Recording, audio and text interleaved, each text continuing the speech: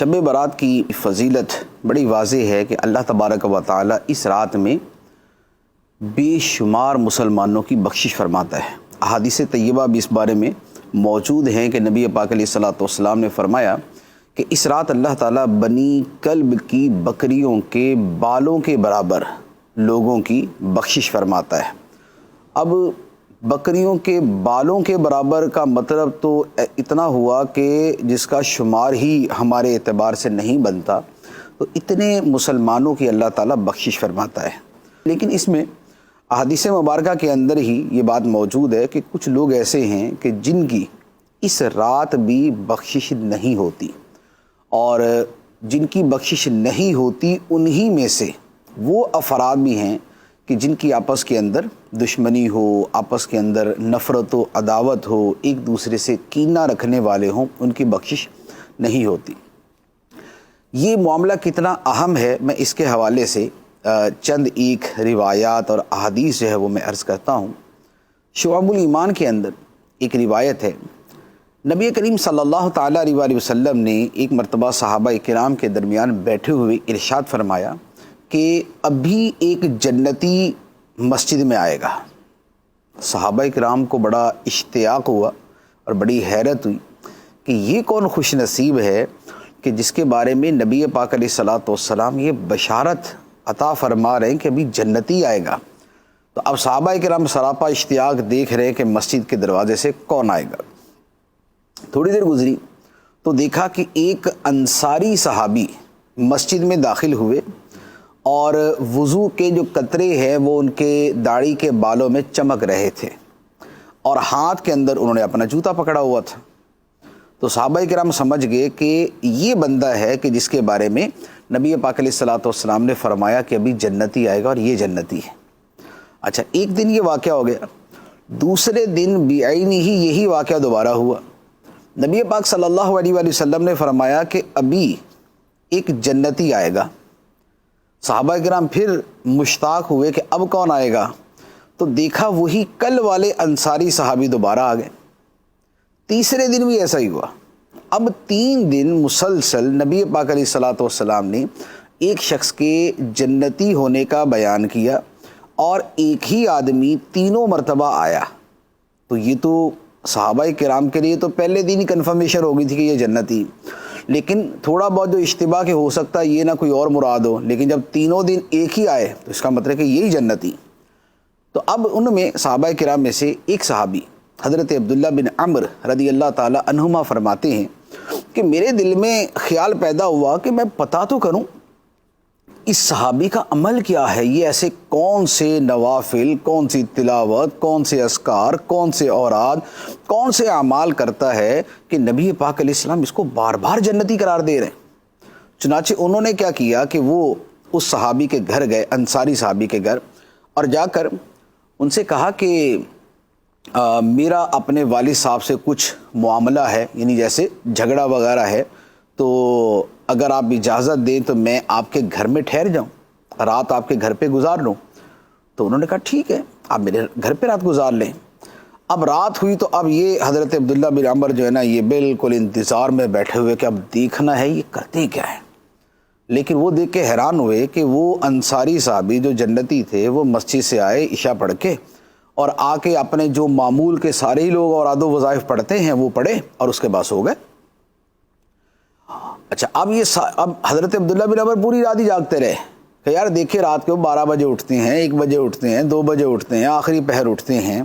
لیکن ان کی حیرت کی انتہا نہ رہی کہ وہ انصاری صحابی کوئی آدھی رات کو اٹھنا تو دور کی بات ہے، وہ تہجد کے لیے بھی نہیں اٹھے، فجر کی اذان پہ اٹھے۔ اذان ہوئی تو انہوں نے معمول کے مطابق اٹھے، وضو کیا، مسجد میں جا کے نماز پڑھ لی۔ اب حضرت عبداللہ بن عمر فرماتے ہیں کہ میں سوچ میں پڑ گیا کہ یار کام تو کوئی نہیں کیا انہوں نے، ساری رات تو ایسے ہی گزر گئی، بس اتنا تھا کہ رات کو سوتے ہوئے جب کروٹ لیتے تھے تو اللہ اللہ کرتے تھے، یعنی اللہ کا ذکر کرتے تھے، لیکن کوئی اسپیشل عمل وہ نہیں نظر آیا۔ تو اب انہوں نے دوسری رات بھی وہی جا کے عرض کیا کہ ایک رات میں آپ کے گھر میں اور ٹھہر سکتا ہوں؟ تو انہوں نے کہا جی ٹھہر جائیے۔ اب یہ دوسری رات بھی ٹھہرے، اب ساری رات گزر گئی، پھر دوبارہ وہی، نہ آدھی رات کو، نہ پونی رات کو، نہ وہ کسی اور پہر میں اٹھے ہی نہیں، تہجد بھی نہیں پڑی، فجر کی اذان ہوئی وہ بیدار ہوئے اور وہی وضو کر کے مسجد چلے گئے۔ 3 دن تک یہ عمل چلتا رہا۔ تو اب تیسرے دن حضرت عبداللہ بن عمر رضی اللہ تعالی عنہما نے اس انصاری صحابی سے سوال کیا کہ بھائی صاحب، عرض یہ ہے کہ مجھے آپ سے ایک بات پوچھنی ہے۔ فرمایا پوچھو۔ کہا کہ بات یہ ہے کہ میرا جو ہے وہ اپنے والد سے کوئی اتنا بڑا جھگڑا نہیں تھا کہ میں گھر پہ ہی نہ ٹھہر سکتا۔ اصل معاملہ یہ تھا کہ نبی پاک علیہ الصلوۃ والسلام نے 3 دن روزانہ یہ فرمایا کہ ابھی ایک جنتی آئے گا اور تینوں مرتبہ آپ ہی مسجد میں آئے۔ تو میں اس شوق میں تھا اور اس میں جو ہے وہ جستجو میں تھا کہ مجھے پتہ چلے کہ آپ کا عمل کیا ہے۔ تو میں رات کو جو ہے وہ 3 راتیں آپ کے پاس ٹھہرا، تو میں نے تو 3 راتوں میں کچھ بھی نہیں دیکھا۔ کوئی تصور تو یہ ہوتا ہے کہ بھئی پوری رات تلاوت ہی کرتے رہے ہوں گے، پوری رات نوافل ہی پڑھتے رہے ہوں گے، پوری رات تسبیح کرتے رہے ہوں گے، تو میں نے تو ایسا کوئی عمل نہیں دیکھا۔ تو آخر آپ کو یہ فضیلت اور یہ بشارت کس وجہ سے دی گئی؟ تو اس انصاری صحابی نے کہا کہ بھئی دیکھو، میرا عمل تو اتنا ہی ہے جتنا آپ نے دیکھ لیا کہ میرا معمول یہی ہے۔ پھر فرمایا کہ ہاں ایک بات ہے کہ جب میں رات کو سوتا ہوں تو میرے دل کے اندر کسی بھی مسلمان کا کینہ نہیں ہوتا، کسی مسلمان کے لیے میرے دل میں نفرت اور عداوت نہیں ہوتی۔ تو حضرت عبداللہ بن عمر نے فرمایا کہ یہی وہ خوبی ہے کہ جس کی وجہ سے آپ کو وہ بشارت عطا کی گئی۔ تو اب آپ غور کیجئے کہ اپنے دل کو پاک صاف رکھنا، اس میں کینہ نہ ہو، اس میں نفرت نہ ہو، اس میں عداوت نہ ہو، اس میں دوسروں کے بارے میں برے خیالات اور بدگمانیاں نہ ہوں، تو اس کی فضیلت کتنی ہے کہ 3 مرتبہ جنت کی بشارت دی گئی ہے، اور اس کے پیچھے خوبی کیا نکلی کہ دل پاک ہے۔ تو دلوں کا پاک ہونا حسد سے، کینے سے، تکبر سے، اور اس حدیث مبارک کے مطابق بطور خاص کینے سے پاک ہونا، یہ بڑا اہم ہے۔ اسی لیے نبی کریم صلی اللہ تعالیٰ علیہ وآلہ وسلم نے ارشاد فرمایا، الا ان فی الجسد مضغۃ اذا صلحت صلح الجسد کلہ واذا فسدت فسد الجسد کلہ الا وہی القلب۔ فرمایا سن لو، بے شک بدن کے اندر ایک ٹکڑا ہے، اگر وہ ٹکڑا سدھر جائے تو سارا بدن سدھر جاتا ہے، لیکن اگر وہ ٹکڑا بگڑ جائے تو سارا بدن بگڑ جاتا ہے۔ سن لو، وہ ٹکڑا دل ہے۔ دل اگر سدھر جائے اور دل اگر پاک ہو جائے اور دل اگر کینے سے اور عداوت سے اور نفرت سے ان سے پاک ہو جائے تو پورا بندے کا بدن جو ہے وہ پاک ہو جاتا ہے۔ دلوں کی پاکی اللہ تعالیٰ کو اتنی پسند ہے، اتنی پسند ہے کہ قرآن پاک میں اللہ تبارک و تعالیٰ نے جو اہل ایمان کی شان بیان کی ہے، وہ کیا بیان کی؟ فرمایا والذین جاؤوا من بعدہم یقولون ربنا اغفر لنا ولاخواننا الذین سبقونا بالایمان۔ فرمایا کہ جو بعد میں آنے والے مومن ہیں وہ یہ کہتے ہیں کہ اے اللہ ہمیں بھی بخش دے، اور جو ہم سے پہلے مسلمان گزرے ہیں انہیں بھی بخش دے۔ اس دعا کے ساتھ وہ یہ کہتے ہیں وَلَا تَجْعَلْ فِي قُلُوبِنَا غِلًّا لِلَّذِينَ آمَنُوا، اور اے اللہ ہمارے دلوں میں مسلمانوں کا کینہ نہ رکھنا، ہمارے دلوں کے اندر مسلمانوں کا کینہ پیدا نہ کرنا، ہمارے دل کو کینے سے پاک رکھنا۔ اور کینہ وہ معاملہ ہے کہ یقین کیجئے جب تک دل میں کینہ ہے بندہ جنت میں داخل نہیں ہوگا، حتیٰ کہ جنت میں داخلے سے پہلے، کیونکہ جنت بڑی پاک جگہ ہے، وہ بڑی ستھری جگہ ہے، وہاں کینے کی غلاظت اور گندگی کے ساتھ بندہ نہیں جا سکتا۔ اللہ تبارک و تعالیٰ نے قرآن پاک میں فرمایا کہ جنتیوں کو جنت میں بھیجنے سے پہلے اللہ تعالیٰ ان کے دلوں کو پہلے کینے سے پاک کرے گا۔ فرمایا وَنَزَعْنَا مَا فِي صُدُورِهِم مِّنْ غِلٍّ، اور ہم ان کے دلوں سے کینہ کھینچ لیں گے، کیونکہ کینے والا دل جنت میں نہیں جا سکتا۔ تو کینہ جو ہے دل میں بغض رکھنا، کینہ رکھنا، یہ اتنی شدید چیز ہے۔ تو دل کی پاکی جو ہے یہ بڑی اہم چیز ہے، اور دل کی پاکی کے اندر جو بہت بڑا مین جو فیکٹر اور جو رول ہوتا ہے وہ اس بات کا ہوتا ہے کہ دل کے اندر کینہ نہ ہو۔ اور یہ جیسے شب برات آ رہی ہے تو شب برات کے حوالے سے کیا فرمایا کہ اس رات اللہ تعالیٰ کتنوں کی بخشش فرماتا ہے؟ بنی کلب کی بکریوں کے بالوں کے برابر۔ 1,00,000 بکری ہو تو اس کے بال کتنے بنے گے آپ شمار کر لیں، شمار نہیں ہو سکتے، اتنے لوگوں کی بخشش ہو جاتی ہے۔ لیکن اس کے باوجود جس کے دل میں کینہ ہے، نفرت ہے، اس کی بخشش نہیں ہوتی، اس کی بخشش نہیں ہوتی۔ اور یہ ایک اور حدیث مبارک ہے مسلم شریف کی، نبی کریم صلی اللہ علیہ وآلہ وسلم نے فرمایا کہ ہفتے میں 2 مرتبہ پیر اور جمعرات کو بندوں کے اعمال پیش کیے جاتے ہیں، خدا کی بارگاہ میں پیش کیے جاتے ہیں۔ اللہ تبارک و تعالی ہر مومن کی بخشش فرما دیتا ہے سوائے ان لوگوں کے کہ جن کی آپس میں دشمنی چل رہی ہو۔ اللہ تعالیٰ فرماتا ہے ان کو چھوڑ دو، ان کو چھوڑ دو، ان کی بخشش نہیں ہوگی جب تک کہ ان کا کینہ ختم نہ ہو جائے، ان کی عداوت ختم نہ ہو جائے۔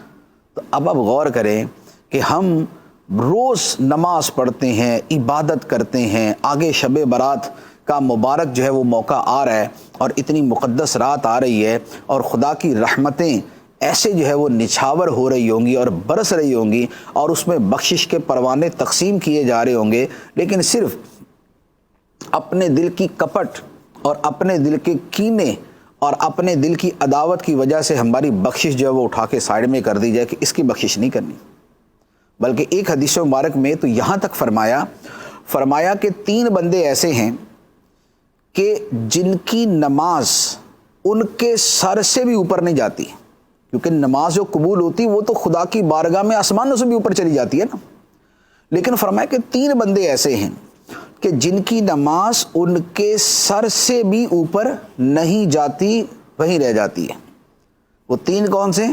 فرمایا ایسا حکمران کہ جس کی عوام اس سے خوش نہ ہو، اور دوسرے نمبر پہ فرمایا کہ وہ عورت کہ جس کا شوہر اس سے ناراض ہو اور اسی حال میں وہ عورت رات گزارے، کہ جو اس کی جائز احکام ہے ان کی بھی پیروی نہ کرے، ناجائز کی تو پیروی نہیں کرنی ہوتی، جو جائز ہے اس کی بھی پیروی نہ کرے۔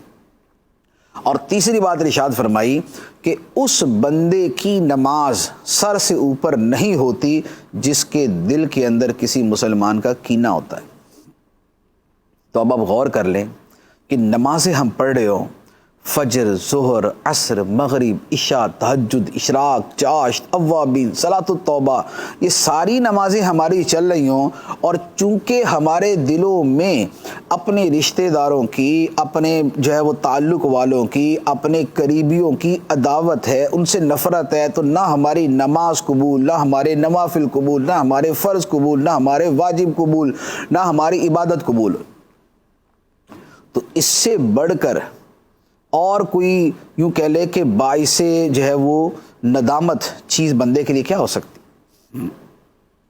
تو یہ دلوں میں کینہ رکھنا جو ہے یہ بڑی سخت چیز ہے، اور معاف کر دینا خدا کو پسند ہے اور خدا کے نبیوں کی سنت ہے۔ حضرت یوسف علیہ الصلاۃ والسلام کا کبھی آپ واقعہ ذرا غور کریں نا تو پھر آپ کو سمجھ آئے گی کہ اس واقعے کے اندر کیا کیا چیز ہے، اس واقعے میں کیا کیا ہے کہ یوسف علیہ الصلاۃ والسلام کے بھائیوں نے ان کے ساتھ کیا کیا سلوک کیا، قرآن پاک کے اندر مذکور ہے کہ ان کے سلوک کے اندر جو ہے ان کو مارا بھی، ان کو پیٹا بھی، ان کو کنویں میں بھی ڈال دیا، بعد میں ان کو بیچ بھی دیا، سارا کچھ کیا۔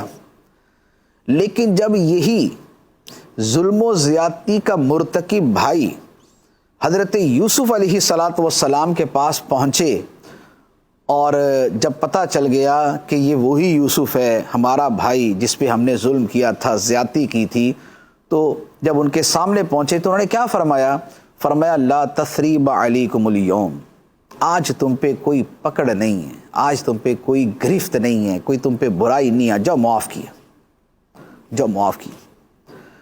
تو یوسف علیہ الصلاۃ والسلام نے اپنے بھائیوں کو کب معاف کیا کہ جب بدلہ لے سکتے تھے، جب انتقام لینے کی قدرت تھی، جب خود حاکم وقت تھے، سلطان تھے، جب پاور اور اختیارات ان کے پاس تھے اور جب بھائی بے بس اور بے کس ہو کے ان کے سامنے کھڑے تھے، تو ہم کسی کو معاف نہیں کرتے۔ ہمارے کسی رشتہ دار نے اگر ہمارا کوئی دل دکھایا ہو، ہمارے کسی جو ہے نا وہ رشتہ دار نے ہمیں کوئی تکلیف پہنچائی ہو، تو ہم اپنے دل میں اس کے بارے میں ایسے جو ہے نا وہ دشمنی لے کے بیٹھ جاتے ہیں۔ ہمیں کیا ہمارے رشتہ داروں نے کنویں میں پھینکا تھا؟ کیا انہوں نے ہمیں مارا پیٹا تھا؟ کیا ہمارے بھی جو ہے نا وہ لباس کے اوپر خون لگا کے بولا تھا بھیڑیا کھا گیا؟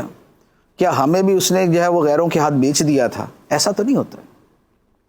ہم چھوٹی چھوٹی باتوں کے اوپر جو ہے وہ لڑائی کر کے بیٹھے ہوتے ہیں۔ ہمارے گھروں میں جو لڑائیاں ہوتی ہیں، ہمارے معاشرے میں جو لڑائیاں ہوتی ہیں، یقین کیجئے بعض اوقات وہ اتنی معمولی سی ہوتی ہیں کہ کبھی اس کی تفصیل پوچھی جائے تو بندہ شرمندہ ہو جائے کہ یار اس کی وجہ سے ناراض تھا میں۔ کس پہ ناراض ہے؟ وہ جی میں اس کے گھر گیا تھا تو اس نے مجھ سے جو نا وہ ہنس کے بات نہیں کی تھی، میں اس کے گھر گیا تھا تو اس نے میرے سامنے کھانا اچھے طریقے سے نہیں پیش کیا تھا، وہ ڈش ہی ایک بنائی تھی اس نے، اور وہ نمکین جو ہے نا وہ کھانے کے ساتھ کوئی میٹھائی نہیں پکایا اس نے، میرے آنے پہ میٹھائی نہیں پکایا۔ او ہو، یہ ہے ہماری ناراضگی کی وجوہات۔ یا یہ ہے کہ وہ اس نے میرے بارے میں ایک مرتبہ بری بات کہی تھی۔ ارے تو بھائی آپ کون سا کوئی جو ہے نا وہ اولیاء کرام کی اعلیٰ کیٹیگری میں آ کے آپ کی بے ادبی گستاخی سے اس بیچارے کا کوئی ایمان جانے کا خدشہ ہے؟ تو زندگی ہے، 100 مرتبہ آپ نے اس کی غیبت کی ہوتی ہے، 2 مرتبہ اس کی پتہ چل گئی تو کیوں اس کے پیچھے پڑ گئے؟ تو ہم اگر اپنے اعمال اور اپنی حرکات پہ غور کریں کہ ہم دوسروں کے ساتھ کیا کرتے ہیں، تو ہمارا عمل بھی تو اسی طرح کا ہوتا ہے۔ ہوتا یہ ہے کہ درمیان میں کچھ چغل خور ہوتا ہے کہ جو چغلی کر دیتا ہے، آ کے بول دیتا ہے، اوئے آپ کو پتہ ہے اس نے آپ کے بارے میں کیا کہا تھا؟ بس اب اگرچہ آگے بات نہ بھی بتائے نا تو بس ہمارے دل کے اندر جو ہے نا اس کے بارے میں لاک ڈاؤن شروع ہے، اب اس کا داخلہ بند، اب ہمارا اس سے منہ پھر جائے گا، اب ہم موڈ جو ہے نا وہ بنا کے بیٹھ جائیں گے، اب ہم اس سے سلام لینا گوارا نہیں کریں گے، حالانکہ یہ ناجائز و حرام ہوتا ہے۔ کچھ وہ چیزیں ہوتی ہیں کہ جہاں شریعت حکم دیتی ہے، کوئی عقیدے کا معاملہ ہے کہ کوئی آپ کا عقیدہ ہی خراب کرنا چاہتا ہے یا آپ کا عمل خراب کر دیتا ہے، تو اب آپ اس کی صحبت سے بچتے ہیں، وہ ایک اور چیز ہو جاتی۔ لیکن جس طرح کے گھریلو معاملات کے اوپر ہم ایک دوسرے کے ساتھ عداوت رکھ کے بیٹھے ہوتے ہیں، تو یہ تو کم از کم جائز نہیں ہوتی، یہ تو کینہ جائز نہیں ہوتا۔ کینے کا مطلب ہوتا ہے کہ دل کے اندر کسی کے بارے میں ایک نفرت لے کے بیٹھ جانا، ایک اس کے بارے میں منفی جذبات لے کے بیٹھ جانا اور بس لے کے ہی رکھنا، تو یہ کینہ۔ تو یہ کینہ جو ہے یہ بڑا نقصان دہ ہے اس کے مقابلے۔ اچھا پھر اس کا نقصان کتنا ہوتا ہے؟ اس کا طبی بھی نقصان، جسمانی بھی نقصان، روحانی بھی نقصان۔ روحانی نقصان یہ ہے کہ بندہ کتنے گناہوں میں پڑتا ہے کہ جب اس کے دل میں کسی کے بارے میں کینہ ہوتا ہے۔ کینہ ہوتا ہے تو اس کے نمبر 1 اول تو خود کینہ ہی برائی ہے، نمبر 2 اس کی غیبت کرے گا، کیونکہ جب دل کے اندر کسی کے بارے میں نفرت ہے تو بندہ اس کی غیبت کرتا ہے۔ اچھا اگر اس میں برائی ہے تو غیبت کرے گا، نہیں ہے تو بہتان لگا دے گا، اس کے اوپر الزام لگا دے گا کہ وہ ایسا ہے، اس کے بارے میں جھوٹ بولے گا، اس کے بارے میں کینہ دوسروں کے دل میں پیدا کرے گا، اس کی خیر خواہی کرنے سے بچے گا، اس کو نقصان پہنچانے کا موقع ملے گا تو نقصان پہنچائے گا، اس کے بارے میں سخت الفاظ استعمال کرے گا، خواہ وہ گالی کے الفاظ ہوں، یا اس کے بارے میں کم از کم یہ ہوگا کہ اپنے الفاظ سے، اپنے اعمال سے اس کا دل دکھائے گا، کہ جملے وہ بولے گا جس سے اس کا دل دکھے، الفاظ وہ استعمال کرے گا کہ وہ سمجھے کہ پتہ نہیں میرے بارے میں یہ جملہ بولا ہے۔ اب یہ جو بولنے والے وہ سمجھتے ہیں کہ کیا کیا چیزیں ہوتی ہیں، کوئی ہم بچے تو ہیں نہیں، ہمیں سب پتہ سمجھ آ رہا ہوتا ہے کہ کون سا جملہ ہم بولتے کس کو ہیں، سناتے کس کو ہیں، اور کس کے بارے میں اپنے کن جذبات کا اظہار کر رہے ہوتے ہیں۔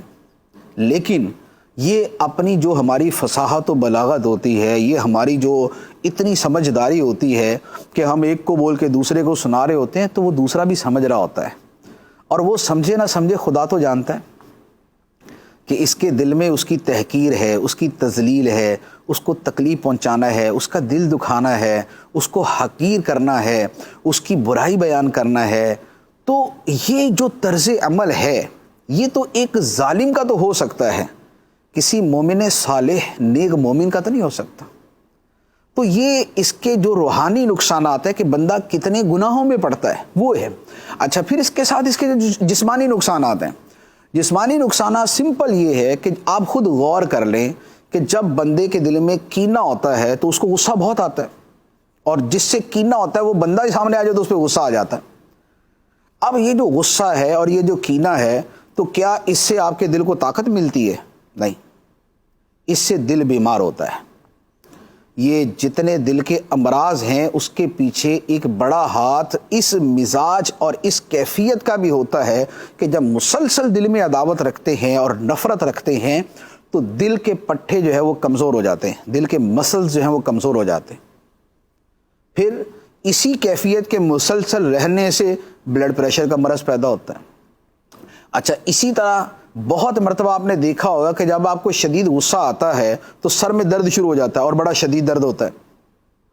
تو یہ کس کی برکت ہے؟ ساری کینہ اور غصہ، یہ بغض، عداوت، نفرت، یہ وہی ہے کہ جو آپ کے سر میں درد کرتا ہے، جو آپ کو ہارٹ پرابلم کا شکار کر دیتا ہے، جو آپ کا بلڈ پریشر خراب کر دیتا ہے۔ اچھا، ایون کہ جو کینہ اور نفرت ہے اس کا اثر معدے پر بہت برا پڑتا ہے۔ آپ کبھی غصے میں اور نفرت اور عداوت میں بھرے ہوئے کھانا کھائیں، وہ کھانا ہی ہضم نہیں ہوگا آپ کو۔ اسی طریقے سے ایک تعداد ہے لوگوں کو کہ جن کو جو جوڑوں کے امراض ہوتے ہیں اس کے پیچھے اسی کینے کا دخل ہوتا ہے۔ اسی طریقے سے بعض لوگ ایسے ہیں کہ جن کو فالج وغیرہ اس کی وجہ سے ہوتا ہے کہ کینہ اور غصہ جب شدت کو پہنچے تو فالج ہو جاتا ہے۔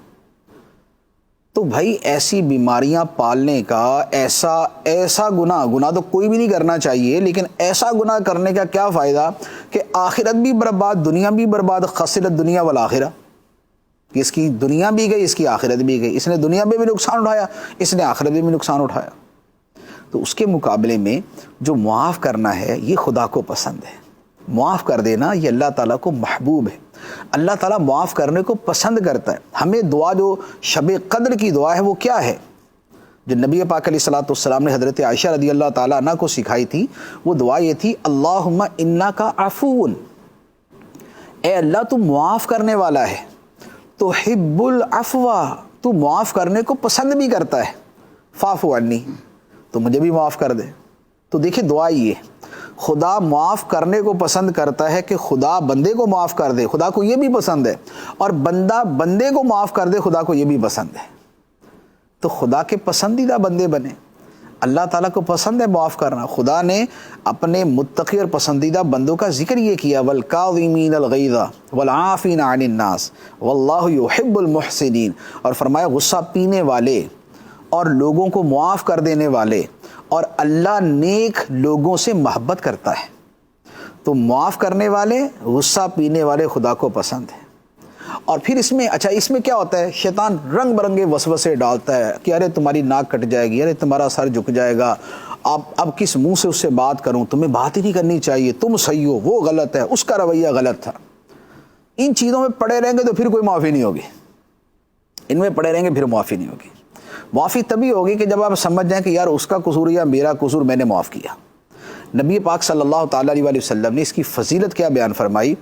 فرمایا کہ بندہ اگر غلطی پہ ہے اور وہ پھر جھگڑا چھوڑ دے تو اللہ تعالیٰ جنت کے کناروں پر جو محل ہیں ان میں سے ایک گھر اس کو عطا فرمائے گا۔ بندہ غلطی پہ، دوسرا صحیح ہے، یہ غلط ہے، اور اب یہ کہے یار پھر جھگڑا کیا کرنا، جب وہ صحیح ہے میں غلط ہوں تو جھگڑا کیا کرنا؟ تو فرمایا کہ جو یہ کرے گا اللہ تعالیٰ جنت کی جو ویزینٹی ہے، جو اس کے بالکل ارد گرد کا جو ایریا ہے، فرمایا اللہ تعالیٰ اس کو وہاں پر گھر عطا فرمائے گا۔ اور جو بندہ حق پر ہو کہ دوسرے کا قصور ہے اور یہ ٹھیک ہے، فرمایا حق پر ہونے کے باوجود جو بندہ جھگڑا چھوڑ دے گا اللہ تعالیٰ جنت کے درمیان کے اندر اس کو محل عطا فرمائے گا، جنت کے درمیان کے اندر محل عطا فرمائے۔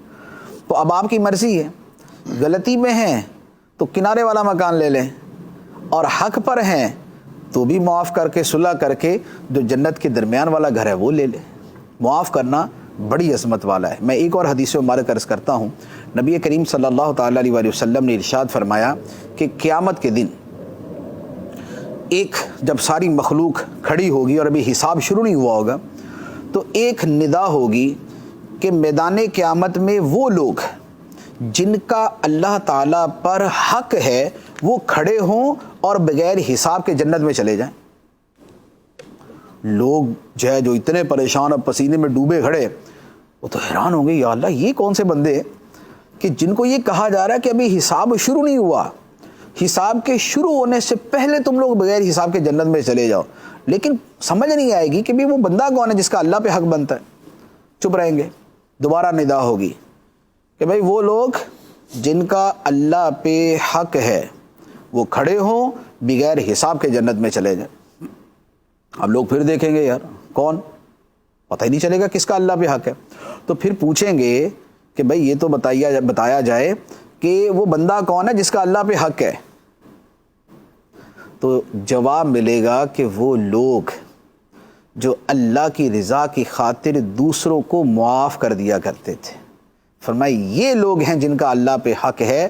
اب ندا ہوگی جن کا اللہ پہ حق ہے کھڑے ہوں، بغیر حساب کے جنت میں چلے جائیں. تو اب ہزاروں لاکھوں لوگ کھڑے ہوں گے اور بغیر حساب کے جنت میں چلے جائیں گے. تو دیکھیں قیامت کا منظر دیکھیں، تکلیف دیکھیں، آزمائش دیکھیں، گرمی دیکھیں، اور اس بات کی فضیلت دیکھیں کہ جو دوسروں کو معاف کر دیتے تھے لوگوں کا حساب شروع نہیں ہوگا اور یہ بغیر حساب کے جنت میں بھیج دیے جائیں گے. تو بتائیے اس سے بڑھ کے اور کیا فضیلت ہو سکتی. تو اللہ تعالیٰ نے ابھی زندگی دی ہے، موقع دیا ہے.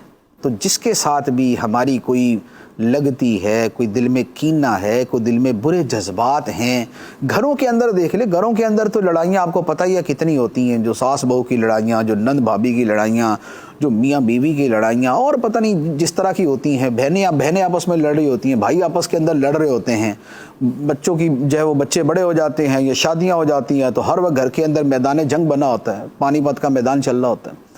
تو یہ جتنی لڑائیاں کہ جو دنیاوی وجوہات سے ہیں ساری، ان سب کے اندر جو معافی، جو عفو درگزر، جو ایک دوسرے کو معاف کر دینے والا عمل ہے، یہ اختیار کریں تاکہ یہ جو شب برات ہے اس میں بھی نجات کا پروانہ ملے اور قیامت کے دن بھی بغیر حساب کے جنت میں داخلہ نصیب ہو جائے. تو اس لیے صلح صفائی جو ہے اسے شامل کریں.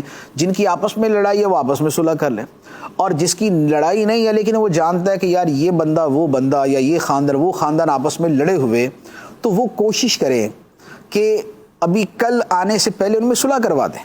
خاندانوں میں بہت سے ایسے ہوتے ہیں جن کا ایک زور ہوتا ہے، مان ہوتا ہے، ان کی بات کو تسلیم کیا جاتا ہے، تو وہ مل ملا کے صلح کروا دیں. یہ صلح کروانا بڑا عظیم عمل ہے. قرآن میں اللہ تعالیٰ نے فرمایا انما المؤمنون اخوہ فاصلحوا بین اخویکم. فرمایا مومن تو آپس میں بھائی بھائی ہوتے ہیں، تو اپنے بھائیوں میں صلح کروا دیا کرو. یہ قرآن کا فرمان. مومن تو آپس میں بھائی بھائی ہوتے ہیں تو اپنے بھائیوں میں صلح کروا دیا کرو. تو خدا کے اس حکم پہ عمل کریں.